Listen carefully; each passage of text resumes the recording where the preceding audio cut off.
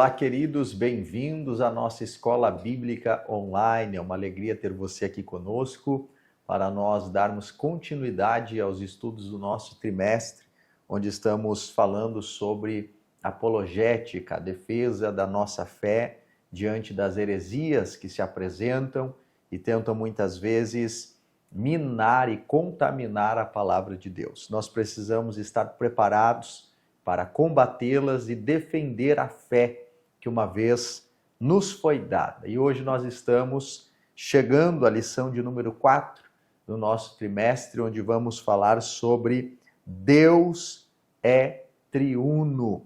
E vamos poder estudar juntos aqui nesta oportunidade a doutrina da Trindade Divina. Portanto, nós queremos de imediato já fazer a leitura do nosso texto áureo, que se encontra no Evangelho do Senhor Jesus, segundo escreveu Mateus, capítulo de número 28, versículo 19, onde está escrito: portanto, ide, ensinai todas as nações, batizando-as em nome do Pai e do Filho e do Espírito Santo. E a nossa verdade prática fala que desde a eternidade, Deus é Pai, Filho e Espírito Santo. E essa verdade está em toda a Bíblia. E aqui para nós, o importante é podermos enfatizar as expressões Pai, Filho e Espírito Santo, compreendendo que esta é uma doutrina bíblica. Agora, nós podemos fazer leitura da nossa leitura bíblica em classe. São dois textos que se encontram no Evangelho de Mateus. O primeiro no capítulo 3, dos versos 15 a 17, que trata sobre o batismo de Jesus, e depois no capítulo 28, o verso 19 outra vez, e depois o versículo de número 20. Os irmãos poderão ler na sua Bíblia, na sua revista e também na lição presencial deste domingo. Nós precisamos, irmãos, ao falar sobre este assunto, levar em consideração alguns pontos que são importantes para nós termos uma compreensão mínima da doutrina da Trindade. Eu quero poder falar para os irmãos que nós precisamos fazer uma distinção entre a Trindade e a doutrina da Trindade. Compreender que a Trindade é a coexistência do Pai, do Filho e do Espírito Santo, como sendo um único Deus manifesto em três pessoas distintas. E esta é uma verdade que nós vamos encontrar ao longo de toda a Bíblia Sagrada, no entanto, que está além da compreensão da razão humana.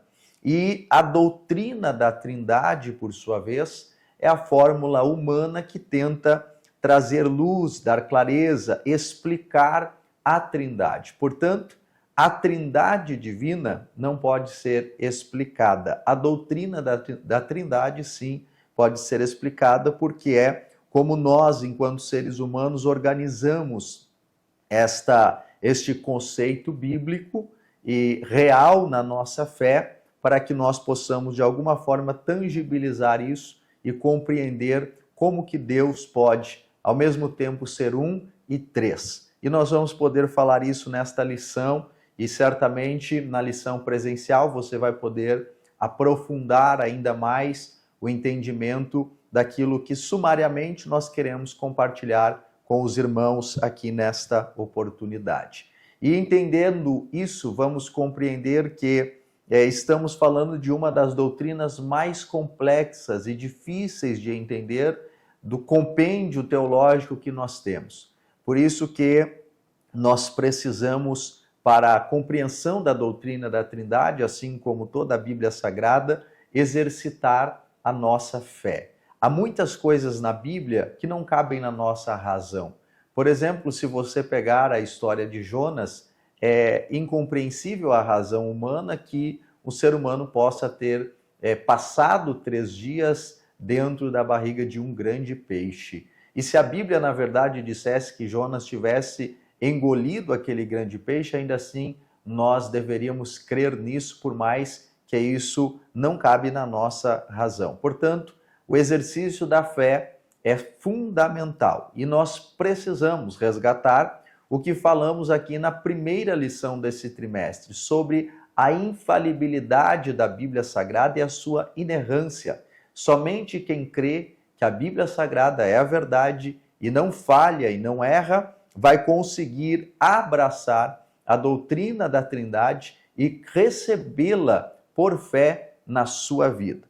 Nós vamos ver que a nossa lição está estruturada em 3 tópicos, como é peculiar cada tópico com seus respectivos subtópicos ou parágrafos, e nesta lição há uma apresentação da doutrina da Trindade, tanto no Antigo Testamento quanto no Novo, a partir do seu conceito etimológico e também teológico, e nós vamos ver também que há um combate a uma heresia chamada unicismo, que nega a doutrina da Trindade. Nós vamos poder ver o que significa isso e o que esta heresia tenta mostrar contrária à palavra de Deus. Quero, no entanto, poder aqui já enfatizar para os irmãos o que nós encontramos na introdução da nossa lição, que fala que no período apostólico os cristãos reconheciam o seu Deus como triuno sem precisar de uma formulação teológica.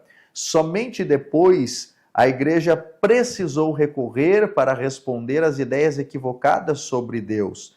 Então, foi necessário, em algum momento da história, que alguém formulasse esta teologia, esta doutrina, de uma forma esquematizada e sistemática para combater ideias como o unicismo. Agora, precisamos também enfatizar que uma vez que cremos que Deus é 3 em 1, ou seja, um só Deus manifesto em 3 pessoas distintas, o Pai, o Filho e o Espírito Santo, nós não somos politeístas, como alguém poderia classificar. Por quê? Porque nós estamos falando de 3 pessoas que compartilham da mesma substância, da mesma essência. Então, para tentar exemplificar esta ideia, eu estou aqui na sala com o Anderson, que é o nosso coordenador de mídia, nos ajuda com toda essa estrutura, e nós somos 2 pessoas distintas. E se alguém fizer uma coleta do nosso DNA, vai constatar isso com muita facilidade.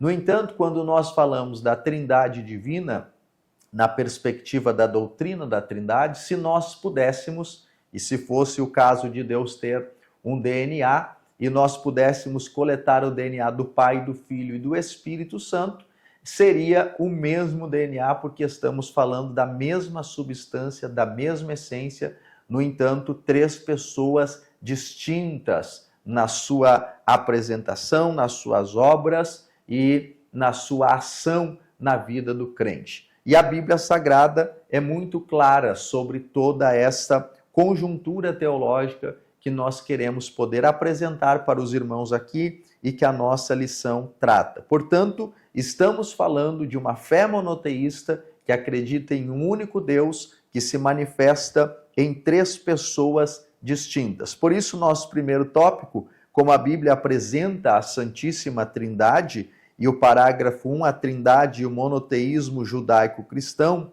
nós vamos ver aqui que há uma ênfase que cada uma das 3 pessoas da Trindade é chamada Deus. Nós já vamos passar por alguns textos da Bíblia Sagrada. Também vamos ver uma segunda ênfase, que cada uma das 3 pessoas é cada um Senhor. Também vamos poder olhar isso nas referências bíblicas. E uma terceira ênfase nesse primeiro parágrafo é que o monoteísmo bíblico não contradiz a Trindade. Ou seja, estamos falando de um único Deus. Portanto, irmãos, eu quero poder passar com os irmãos, e os irmãos podem explorar esses textos na lição presencial, alguns versículos da Bíblia Sagrada que vão trazer clareza sobre esse tema. Começar por Efésios, a carta de Paulo aos Efésios, capítulo 4, versículos 4 a 6, onde a Bíblia nos diz: há um só corpo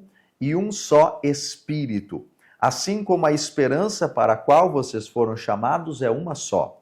Há um só Senhor, uma só fé, um só batismo, um só Deus e Pai de todos, que é sobre todos, por meio de todos e em todos. Então a ênfase de um só Deus, ela é acompanhada pela ênfase também de um só Espírito e de um só Senhor, uma terminologia bíblica para se referir ao Senhor Jesus Cristo.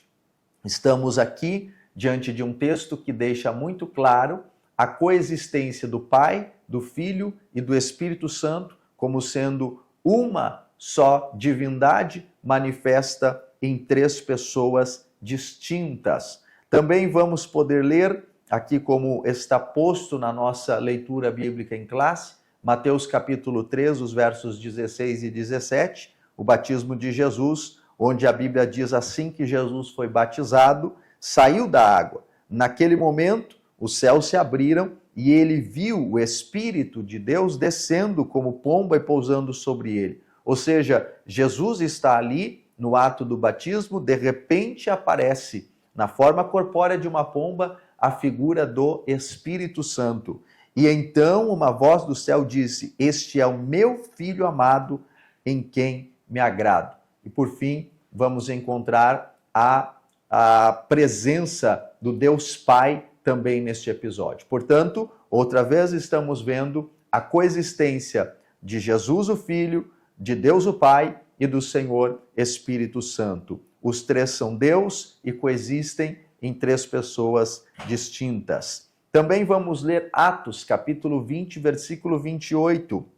Aqui um texto que já estudamos nesse trimestre, quando falamos sobre os lobos vorazes. Paulo está em Mileto falando aos pastores de Éfeso e ele diz: "Cuidem de vocês mesmos e de todo o rebanho sobre o qual o Espírito Santo os colocou como bispos para pastorearem a igreja de Deus, que ele comprou com o seu próprio sangue." Observe que quem colocou eles como pastores foi o Espírito Santo para pastorearem a igreja de Deus o Pai, e que ele comprou com o seu próprio sangue. Por mais que aqui fale do próprio sangue relacionado a Deus, sabemos que o sangue que foi vertido é do Senhor Jesus Cristo e, portanto, outra vez, estamos diante da realidade da Trindade divina. Segunda carta de Paulo aos Coríntios, capítulo 13, versículo 14, é um texto que também aparece na nossa lição e fala sobre a bênção apostólica, onde Paulo escreve dizendo: "A graça do Senhor Jesus Cristo, o amor de Deus e a comunhão do Espírito Santo seja com todos vocês." Outra vez, o Pai, o Filho e o Espírito coexistindo na mesma divindade. Hebreus capítulo 9, versículos 13 e 14, nós vamos ver a presença da Trindade na distinção das três pessoas na obra da redenção. Olha o que diz o texto: "Ora, se o sangue de bodes e touros e as cinzas de uma novilha espalhadas sobre os que estão cerimonialmente impuros os santificam de forma que se tornam exteriormente puros", ele está falando sobre os ritos de purificação e perdão de pecados na antiga aliança. Agora ele faz uma virada de chave para a nossa nova aliança e ele diz: "Quanto mais então o sangue de Cristo, que pelo Espírito se ofereceu de forma imaculada a Deus, purificará a nossa consciência de atos que levam à morte, de modo que sirvamos ao Deus vivo." Observe a referência ao sangue de Cristo pelo Espírito que se ofereceu de forma imaculada a Deus o Pai. Portanto, estamos diante de outro texto que enfatiza a realidade bíblica da Trindade divina. Portanto, irmãos, nós precisamos encontrar na nossa lição este ponto de convergência entre a doutrina da Trindade e a realidade da Trindade na Bíblia Sagrada. Estão aqui as evidências do Novo Testamento que você pode usar e aprofundar neste domingo na lição presencial. E mostrar aos irmãos que, ao falarmos sobre a Trindade divina, estamos nos referindo tanto à unidade, ou seja, o Pai, o Filho e o Espírito são um, quanto à pluralidade. Eles coexistem em três pessoas distintas. E esta é uma evidência também encontrada ao longo do Antigo Testamento. Já em Gênesis capítulo 1, versículo 1, nós vamos ver a Bíblia dizendo que no princípio criou Deus, os céus e a terra. A palavra criou está no singular. No entanto, quando nós pegamos a expressão original Deus, que é Elohim, aparece no plural, ou seja, estamos diante da realidade da Trindade divina. Depois, no mesmo capítulo 1 de Gênesis, no verso 26, que nos é conhecido, a Bíblia diz: então disse Deus, façamos o homem à nossa imagem, conforme a nossa semelhança. Observe a expressão da pluralidade de Deus com o Pai, com o Filho e com o Espírito Santo. Em Gênesis 13, 22, diante da queda do homem, a Bíblia diz: então disse o Senhor Deus, agora o homem se tornou como um de nós, conhecendo o bem e o mal.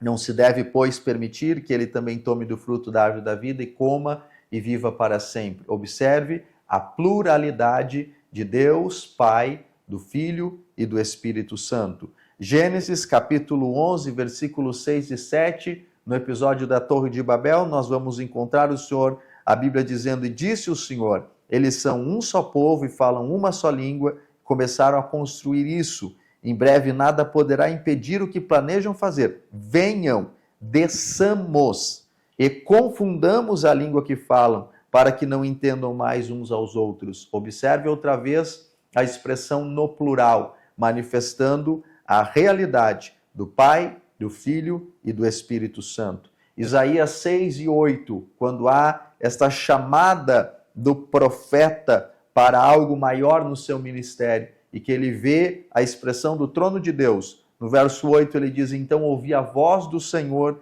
conclamando: quem enviarei? Unidade. Quem irá por nós? Pluralidade. E eu respondi: eis-me aqui, envia-me a mim. Todas estas são evidências de que o Senhor se manifesta através do Pai, do Filho e do Espírito Santo, e são três pessoas distintas que compartilham da mesma substância e da mesma essência. Portanto, estamos diante das evidências desta Trindade divina no Antigo Testamento. E aí vamos, uma vez que compreendamos este conceito, preciso também esclarecer aos irmãos que Trindade é uma palavra que não aparece na Bíblia Sagrada. Ela é uma palavra que traduz um conceito que aparece na Bíblia Sagrada, que é a coexistência do Pai, do Filho e do Espírito. E é uma contração da palavra, da expressão triunidade, ou seja, três unidades. Estamos falando de três pessoas. Por que a ênfase nessa expressão três pessoas? Porque a heresia que contraria a doutrina da Trindade, que é a ênfase da nossa lição, que nós conhecemos como unicismo, ela vai justamente contradizer esta ideia. Observe que a nossa lição fala que este movimento conhecido como unicismo, ele teve sua origem no século III, ou seja, nos primeiros anos da igreja, lá no passado, e ele era conhecido como monarquianismo, ou modalismo, patripacianismo, ou sabelianismo, termos que hoje são traduzidos como unicismo. Tem aqui os pensadores teóricos que foram proeminentes desta heresia, e o que nós precisamos enfatizar aos irmãos é que o unicismo não nega a deidade absoluta do Filho nem a do Espírito Santo. Portanto, aqueles que adotam esta heresia não deixam de acreditar que Jesus é Deus e que o Espírito Santo é Deus. No entanto, negam a Trindade divina, porque confundem as pessoas, ou seja, desacreditam que são três pessoas e passam a acreditar que é uma coisa só, uma pessoa só, não é? E, portanto, esta heresia consiste em negar a Trindade, pois ensina a ser o Pai, o Filho e o Espírito Santo, uma única pessoa e não três pessoas distintas em uma só divindade, como a Bíblia apresenta e nós acabamos de ler. Precisamos, irmãos, dar clareza aos irmãos que esta é uma heresia que aparece com muita força dentro do contexto evangélico brasileiro. E por isso que ela é a que toma a proeminência desta lição para que nós possamos combatê-la a partir destas verdades bíblicas e tantas outras que nós poderíamos citar aqui, que trazem luz para a realidade do Deus triuno. Então, muitos dos nossos louvores, e a nossa lição fala sobre isso, e a nossa denominação Assembleia de Deus tem um posicionamento claro quanto a estes louvores e grupos que negam a Trindade Divina, para que isso não se infiltre nos nossos púlpitos, na nossa adoração, e através de letras de louvores, nós estejamos muitas vezes anunciando uma falsa doutrina, um falso ensino e, portanto, uma heresia. O que nós precisamos manter presente, vivo no nosso coração, é que Deus é um só que se manifesta através de três pessoas distintas, que compartilham da mesma divindade, da mesma substância, da mesma essência. O Pai é Deus, o Filho é Deus e o Espírito Santo é Deus. Portanto, podemos orar ao Pai, podemos orar ao Filho, podemos orar ao Espírito Santo. Podemos adorar o Pai, podemos adorar o Filho, podemos adorar o Espírito Santo. Devemos adorar.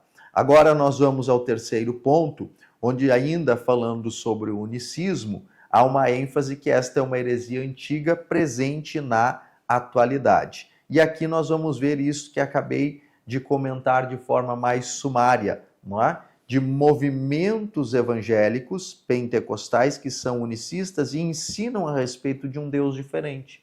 E o nosso cuidado é para não estar louvando um Deus diferente do Deus da Bíblia. Não estar adorando um Deus diferente do Deus da Bíblia.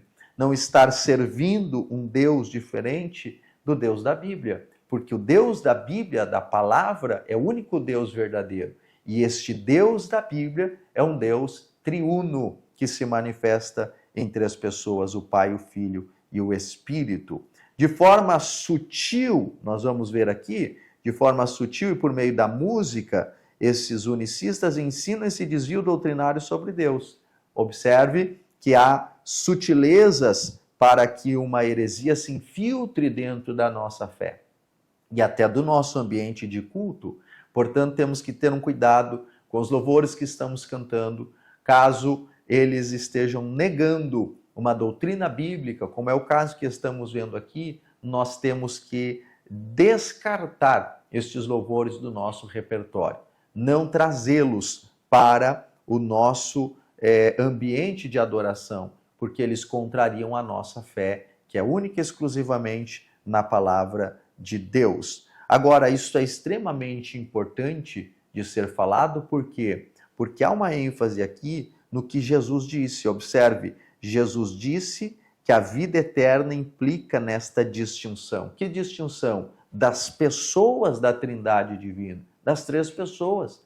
Nós precisamos distinguir o Pai do Filho do Espírito Santo, por mais que seja um único Deus. Por quê? Porque disso depende a vida eterna. Olha o que diz: e a vida eterna é esta, que conheçam a Ti, o Pai, só por único Deus verdadeiro, e a Jesus Cristo, o Filho, a quem enviaste. Então nós temos um dilema salvífico aqui, relacionado a esta heresia que nega a coexistência dessas três pessoas e coloca tudo como se fosse uma única pessoa dentro desta visão que nós estamos falando. Então, nós vamos ver que a nossa salvação depende de reconhecer a distinção entre o Pai, o Filho e o Espírito Santo. E aqui precisamos fazer uma reflexão bíblica. É isso que a nossa lição vai trazer. Por que uma reflexão bíblica? Porque a Bíblia é a nossa regra de fé e prática. É a Bíblia que vai guiar nosso entendimento destas doutrinas fundamentais da nossa fé. E a Trindade é uma doutrina fundamental da nossa fé. Não podemos ser movidos pelas nossas emoções. Temos que ser movidos pela palavra de Deus. Por quê? A nossa lição fala que as emoções caíram com a natureza humana no Éden. ou seja, nossas emoções estão sob o efeito da queda, sob o efeito do pecado. Portanto, não servem como instrumento aferidor da doutrina. Não é o que eu sinto, é o que a palavra de Deus diz. Não é o que eu percebo, é o que a palavra de Deus afirma.